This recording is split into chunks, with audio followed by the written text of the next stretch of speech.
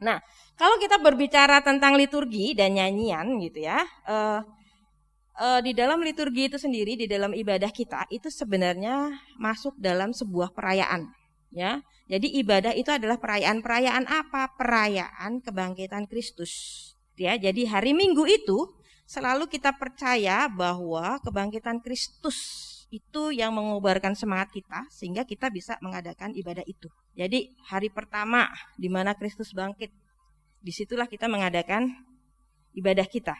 Ketika kita berbicara tentang liturgi, lalu nyanyian, lalu musik, itu nggak bisa kayak kita klik di komputer, sekali klik semua beres gitu ya. Tapi itu adalah proses yang berkesinambungan.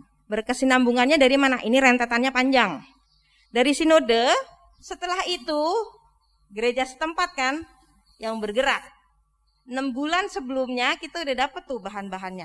Lalu kita bekerja, kita bedah dulu tiap minggu, lalu kita susun kira-kira poin dari bahan bacaan ini apa, lalu bagaimana penyusunan narasi liturginya. Setelah itu kan itu dikerjakan bersama-sama dengan tim pemilih lagu kan. Pemilih lagu melakukan hal yang sama, mereka juga bedah juga bahan bacaan itu, lalu mereka harus cocokin lagu mana yang cocok. Setelah itu selesai apa yang dilakukan? Bagiin kan? Bagiin kemana? Ke petugas-petugas ya kan? Supaya petugas-petugasnya juga persiapan. Lalu semuanya, lektor mempersiapkan diri, song leader mempersiapkan diri, lalu liturgosnya juga mempersiapkan diri, begitu ya, dan seterusnya. Ini kerja panjang yang memang nggak akan pernah berhenti, gitu ya. Apalagi kan ada panitia-panitia khusus yang harus memikirkan liturgi-liturgi khusus. Biasanya itu kan juga jauh-jauh hari dibuat gitu ya. Nah, begitu, karena mempersiapkan itu memang enggak sekali klik. Prosesnya itu sangat panjang, melibatkan banyak orang, melibatkan banyak sekali diskusi. Nah, itu yang membuat liturgi ini menjadi semakin kaya sebenarnya. Ya, karena dikerjakan oleh kita, lalu dikerjakan dalam jarak yang sangat panjang. Di dalam liturgi ini juga kita harus memperhatikan alurnya. Alurnya itu ada yang dari atas ke bawah, ada yang dari bawah ke atas. Dari atas ke bawah itu turun. Alur itu bisa kita sebut dengan kata batis. Jadi itu dari Allah kepada umat. Apa aja yang masuk ke situ? Itu menggambarkan dialog perjumpaan antara Allah dan umat, gereja dan juga manusia, gitu ya. Nah, masuk apa? Lalu juga kata batis. Kata batis itu yang dari bawah ke atas, dari manusia kepada Allah, gitu ya. Urutan itu.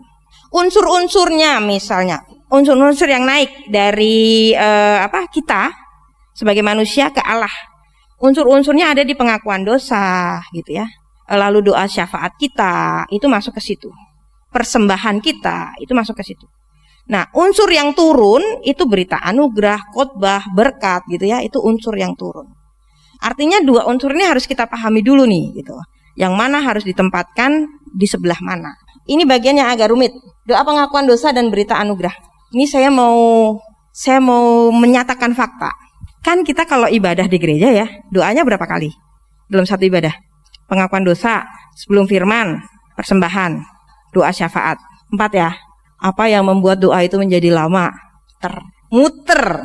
Setiap orang kalau mau berdoa, ya Allah yang maha kudus bertata di dalam kerajaan, ya disebut lagi, nanti di doa persembahan disebut lagi, nanti disebut lagi gitu. Kayak kok nggak ada kreatifnya ya? Apakah harus selalu begitu gitu? Kan enggak gitu.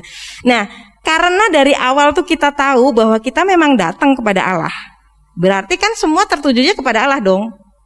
Nggak mungkin kepada yang lain juga kan gitu. Nah, artinya sebenarnya ini yang bisa kita pelajari bersama sehingga doa itu langsung direct gitu loh. Langsung doa pengakuan dosa.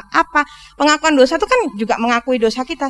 Ya Tuhan yang maha, misalnya, ya Allah yang maha kuasa, berilah kami kemampuan untuk apa. Ya Tuhan kasihanilah kami, misalnya kayak begitu.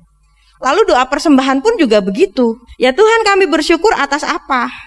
Emang doanya biasanya kalau dari kita sering muter, terus suruh buat itu susah banget gitu. Kayaknya nggak elok gitu kok, tiba-tiba langsung masuknya ke situ gitu ya.